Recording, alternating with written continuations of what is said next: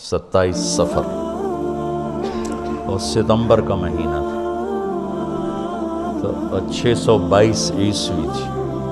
تو ادھر ہے مدینہ اور ادھر ہے جبل ثور۔ تو ابو بکر نے عرض کی میں نے ایک غار ڈھونڈ رکھا ہے، پہلے وہاں چلتے ہیں، تو جب ہماری تلاش رک جائے گی پھر ہم نکلیں گے۔ تو اللہ کے نبی پنجوں کے بل چل رہے تھے، پنجوں کے بل اس لیے چل رہے تھے کہ پاؤں کا نشان دیکھ کر کھوجی پیچھے نہ پہنچے۔ تو یہ کوئی مکہ سے غار ثور 3 میل، تو آپ ایسے جا رہے تھے ایسے۔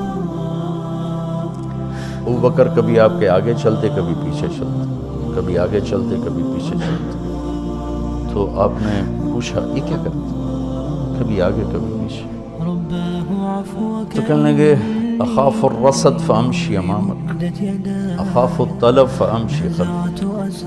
جب مجھے یہ خیال آتا ہے کہ کوئی آگے چھپا ہوا حملہ آور حملہ نہ کر دے دشمن تو میں آگے ہو جاتا ہوں، جب مجھے خیال آتا ہے پیچھے سے کوئی پہنچ نہ جائے تو میں پیچھے ہو جاتا ہوں۔ تو آپ نے بہت شکریہ ادا کیا۔ جب پہاڑ پہ چڑھنے کا وقت آیا تو آپ کی انگلیاں زخمی ہو گئیں ایسے چلتے چلتے۔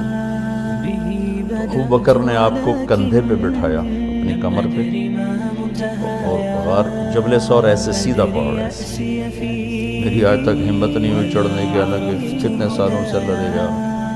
تو آپ کو اپنے کمر پہ بٹھا کے پورا پہاڑ اوپر چڑھے، پھر آپ کو باہر کھڑا کر دے، آپ اندر نہیں جائیں، خود اندر گئے، ایسے اس کو ٹٹول کے جتنے سوراخ تھے پتھروں سے بند کر کے، سوراخ باقی بچ گئے۔ تو اپنی پگڑی اتاری، پھاڑ کے سوراخ بند، پھر سوراخ باقی تھے، کرتا اتارا اور پھاڑ کے سوراخ بند، ایک باقی رہ گیا جس میں وہ سانپ تھا۔ تو کہا یا رسول اللہ آئیے۔ جب آپ اندر تشریف لائے تو اندھیرا تھا، پتہ نہیں چلا، تھوڑی سی روشنی ہوئی تو دیکھا ابو بکر کا نہ کرتا تھا نہ عمامہ۔ تو آپ نے پوچھا تیرا کرتا کدھر، تیری پگڑی کدھر؟ تو انہوں نے اشارہ کیا کہ سارے سوراخ تھے۔ تو اللہ کے نبی کی آنکھیں چھلک پڑیں، اور آپ نے ایک دم بے ساختہ کہا یا اللہ میں ابو بکر سے راضی ہوں، تو بھی اس سے راضی ہو جا اور اسے جنت میں میرا ساتھی بنا دے۔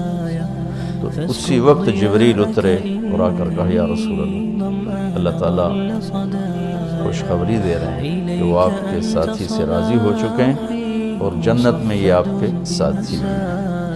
یہ خوشخبری ہے کہ یہ جنت میں آپ کے ساتھی ہیں۔ تو انہوں نے قریش نے کھوجی بلا لی، تو انہوں نے وہ انگلیاں پکڑ لی، ان انگلیوں پہ چلتے جبل ثور پہنچا دیا۔ تو اللہ نے ان کے آنے سے پہلے غار کا دہانہ بڑا ہے، ایک بیل، اس کے بیچ میں مکڑیوں نے جالے پھیلا دیے، ایک کبوتری نے تن کے رکھ کے انڈے دے دیے۔ تو ان کے جانے سے پہلے 2 کام ہو چکے تھے۔ کھوجی کیسا، حالانکہ پہاڑ پہ تو کچی زمین پہ تو پورا پاؤں لگتا ہے، پہاڑ پہ تو ایسے ایک آدھ کوئی نشانی پڑتا ہوگا۔ تو کیسا علم تھا، ان کو لا کر اس نے دروازے پہ کھڑا کر کہیے اس سے آگے کوئی۔ تو ابی بن خلف کہنے لگا تیرا دماغ خراب، یہ جالا محمد کی پیدائش سے بھی پہلے کا بنا ہوا، اور تو کہتا ہے ادھر گھس گیا، بے وقوف کہاں لے کے آ گیا؟ اب ابو بکر ڈر رہے تھے کہ یا رسول اللہ اب کیا ہوگا؟ تو آپ نے کہا ما ظنک باثنین اللہ ثالثہما، جن کا اللہ ساتھی ہو ان کو کیا پریشانی؟ تو امیہ بن خلف نے وہیں دروازے غار کے منہ پہ بیٹھ کے اندر منہ کر کے پیشاب کیا، اب دونوں سامنے بیٹھے تھے۔ تو آپ نے مسکراتے ہوئے فرمایا دیکھو اگر یہ ہمیں دیکھ سکتے تو یہ یہاں بیٹھ کے پیشاب کرتا۔ تو تو انہیں وہاں آرام سے وہاں پیشاب کیا، وہ سامنے بیٹھے ہوئے تھے دونوں اللہ نے بیچ میں پردہ ڈال دی۔ قرآن ابوبکر صدیق کے اندر کے جذبے کو بتاتا ہے، لا تحزن لا تحزن۔ قوم موسیٰ جب سامنے پانی اور پیچھے فرعون، تو ان کے جذبات کی ترجمانی کرتا ہے انا لمدرکون، انا لمدرکون۔ 40 برس کی صحبت اٹھائی ہے دو نبیوں کی، ہارون اور موسیٰ۔ وہ کلیم اللہ ہیں، پہلے رسول کلیم اللہ، رسول تو ان سے بھی پہلے تھے، کلیم اللہ پہلے کلیم اللہ ہے، اور 4 بڑے انبیاء میں سے ایک ہیں، ابراہیم، موسیٰ، عیسیٰ، نوح، اور 5ویں ہمارے نبی سب سے بڑے۔ تو جب آگے سمندر اور پیچھے فرعون، تو ان کو اپنے نبی کی کوئی فکر نہیں رہی، نہ موسیٰ علیہ السلام نہ ہارون۔ انا میں غور کرو، اور لام پہ غور کرو، ایک انا اور لام، اس کا ترجمہ میں یوں کیا کرتا ہوں کہ کہنے لگے موسیٰ تو نے مروا کے ہی چھوڑا ہمیں، آپ کا کیا بنے گا، اب کیا ہوگا، آپ کی جانوں کو خطرہ ہے، ہم مارے گئے، ہم پکڑے گئے۔ تو آگے موسیٰ علیہ السلام نے اتنی شدت سے کہا کلا۔